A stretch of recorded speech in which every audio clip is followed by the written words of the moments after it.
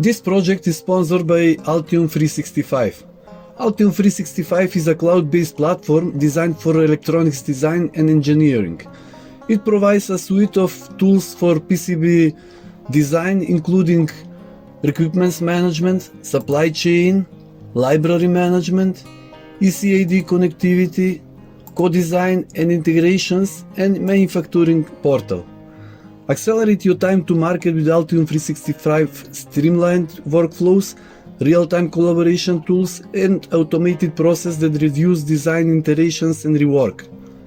Explore Altium 365 and step into the future of electronic development. Hello? Ultrasonic levitation is a phenomenon where objects are suspended in mid-air using power of sound waves. Specifically, it involves the use of high-frequency sound waves, typically beyond the range of human hearing, above 20 kHz, to create a standing wave pattern that can counteract the force of gravity and hold small objects in place. In one of my previous videos, I described a way to make an ultrasonic levitation device which allows simple to make. In practice required lengthy setup, used some unusual components, and required a lot of power. I recently came across an ultrasonic levitation kit that contains components, PCB and instructions with a schematic diagram for the incredibly low price of a few dollars. I immediately purchased one and decided to build and test it. First, let's see what the kit consists of.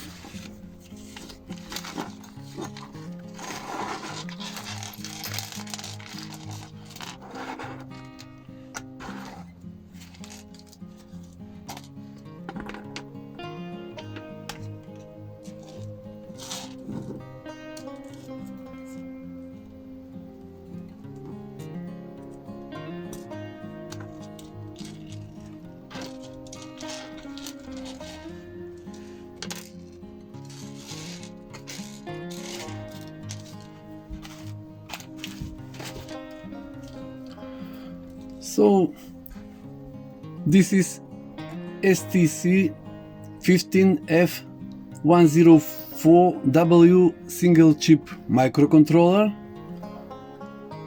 This is TPS 70933 voltage regulator, which provides 3.3 volt for microcontroller. Next, TC4427 dual high-speed power MOSFET driver, which directly drives the ultrasonic transducers. As I mentioned, 2 ultrasonic transducers, 3 round PCBs, bumpers with screws, schematic diagram, and a few passive SMD components, resistors and capacitors. And it is immediately clear that these are very small SMD components, so soldering with a standard soldering iron will be a real challenge and exercise. I was really positively surprised by the use of a microcontroller in this inexpensive device, so I hope it will work well. Now I will approach soldering the components using a magnifying glass with a high magnification, keeping in mind that well soldered components are basic equipment for the proper functioning of the device.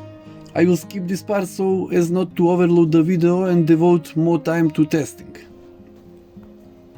After soldering the components, I visually inspected the PCB and checked for any errors or short circuits. Then I connect the device to a laboratory power supply for the first time with the current protection activated and 150 milliamps.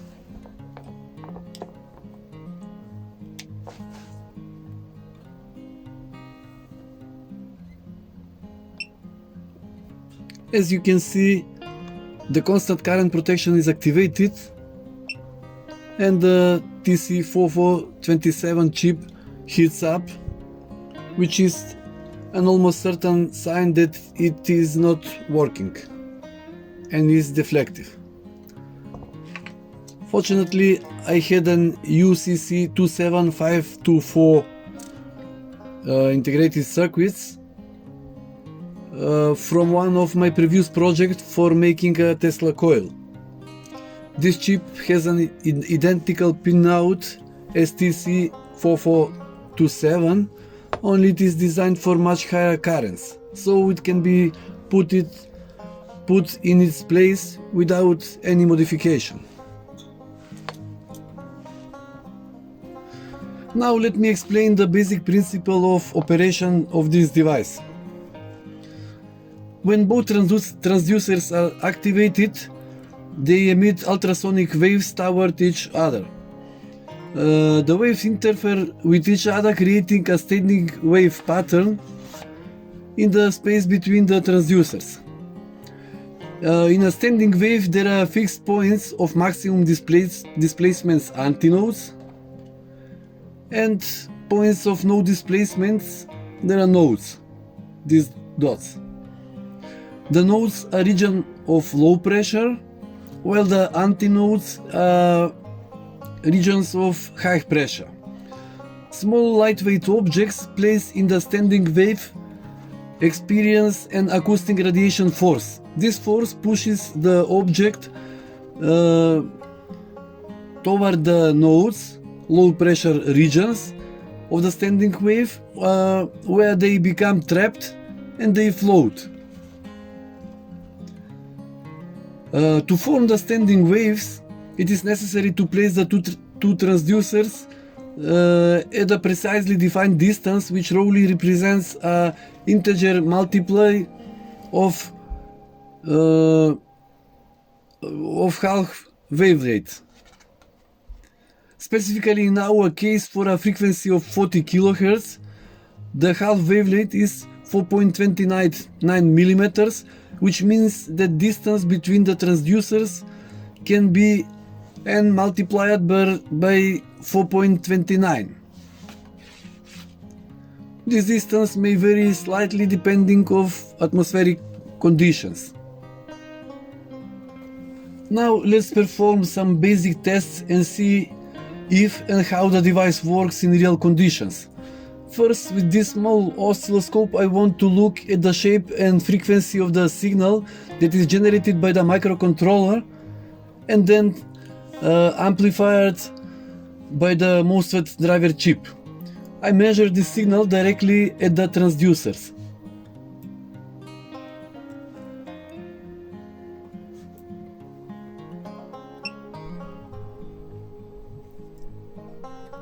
So we can see that a clean rectangular signal with a frequency of 40 kHz is generated. This is a good sign for normal operation of the device. Taking into account the previous calculations, the distance between the transducers is about 2.5 centimeters.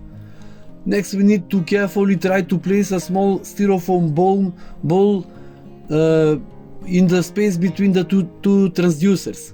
In this part, we need to be patient because we will need more time to practice placing the particles.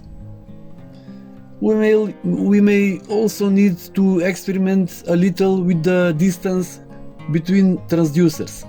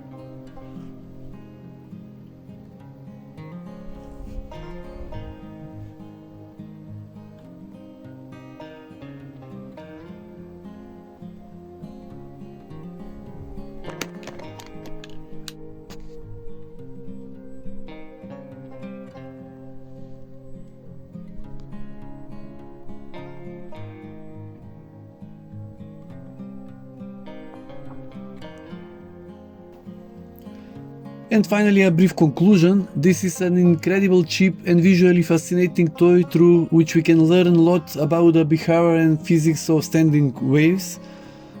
And also a great way to practice soldering SMD components.